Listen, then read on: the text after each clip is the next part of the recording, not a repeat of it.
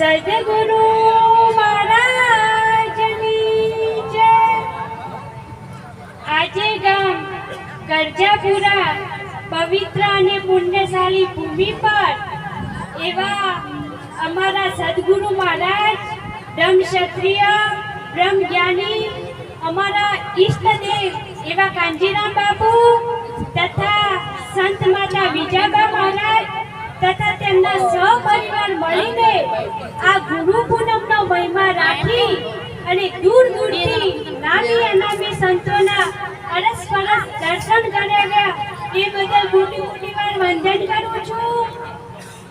આજે આ ગુરુ પૂનમનો મહિમા આદુ અનાદિથી ચાલી રહ્યો છે। વિશ્વના ખૂણે ખૂણે આ ગુરુ પૂનમનો મહિમા ઉજવાય છે। ગુરુ મહિમા ગુરુ મહારાજ આપણને અંધકારમાંથી અજવાળામાં લાવે છે અને સદગુરુ મહારાજ તો રાત દિવસ ઉજાગરા કરી અને કેટલી મહેનત કરે છે આ જીવને ઉગાડવાની, પણ છતાંય આ જીવ જાગતો નથી। માટે સંતના સમીપ જવાની જરૂર છે। કરોડોના પુણ્યથી મળ્યો આ મનુષ્ય અવતાર, હેત કરીને પ્રભુના ભજે તેને લાખો વાર ધિક્કાર।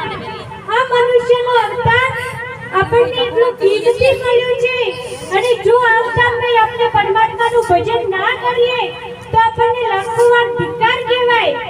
એટલા માટે પહેલા તો મનુષ્ય થવાની જરૂર છે। ગીતાજીમાં પણ કૃષ્ણ ભગવાને અર્જુનને કહ્યું હતું, હે અર્જુન, તારે ભક્ત નથી થવાનું, તારે સંત નથી થવાનું, તારે ભગવાન નથી થવાનું, ફક્ત ને ફક્ત મનુષ્ય થઈ અને તું તને જાણ। એટલે આપણે પણ સદગુરુના ચરણે જઈ અને પોતાની પરખ કરવાની જરૂર છે। નકર આ દુનિયામાં કોઈને શાંતિ નથી, નરવી ઉપાધિ છે। ગાડી વાળાને પણ દુઃખ, બંગલા વાળાને દુઃખ, કોઈને શાંતિ નથી। પણ જો સદગુરુના સમીપ આવી જાઓ તો સદગુરુ મહારાજ આપણને પલમાં શાંતિ કરાવી દે છે। પણ આ જીવ જાગતો જ નથી કે સાની કરો તમે બળેની વાતો, હજુ તમને કેમ નથી સમજાતું? સાચું સમજવું હોય તો સતના ચરણમાં જાતું, બોધીને ભક્તિનું ગાતું અને કોઈને તારું ખરું ખાતું।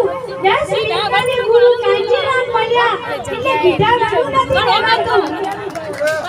મને તો આવા સમૃદ્ધ સદગુરુ મહારાજ મળી ગયા છે એટલે મને આ વાત કહેવા તમને ખુદા વગર રહેવાતું નથી।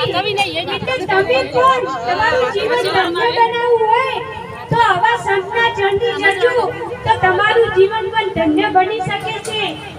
પણ આખું જગત અંધશ્રદ્ધામાં એવું બેઠાનું છે કે એનું સીમા નથી।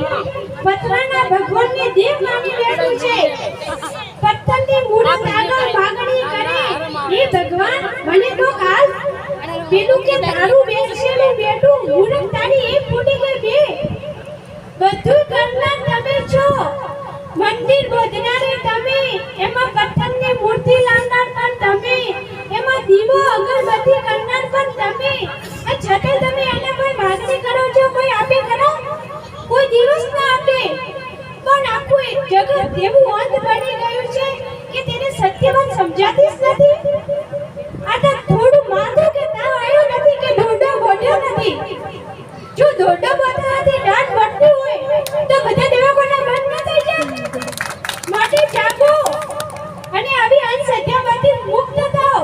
પણ આખું જગત એવું રવાડે ચડ્યું છે કે રણુજા વાળા જે અંબાજી વાળા જે રણુજા, શું ભગવાન કોઈ ખોયો છે? ભગવાન તો જેમ તનની અંદર તેલ છે, જેમ દૂધમાં આખું સરોવર ભરેલું છે, જેમ મેદીના પત્તામાં મેદી છુપાયેલી છે, એમ માનવના ઘટ-ઘટમાં પરમાત્માનો વાસ છે। પણ જો આવા સમૃદ્ધ સદગુરુ મહારાજ મળે તો જ આ વાત સમજાય છે, નકે સમજાય એવી નથી। માટે એવી અંધશ્રદ્ધાથી દૂર રહો અને સત્ય વાતની પારખ કરો અને પ્રથમ વ્યસન મુક્ત થાજો। બીડી, દારૂ, તમાકુ એનાથી દૂર રહેજો। બોલો સદગુરુ મહારાજની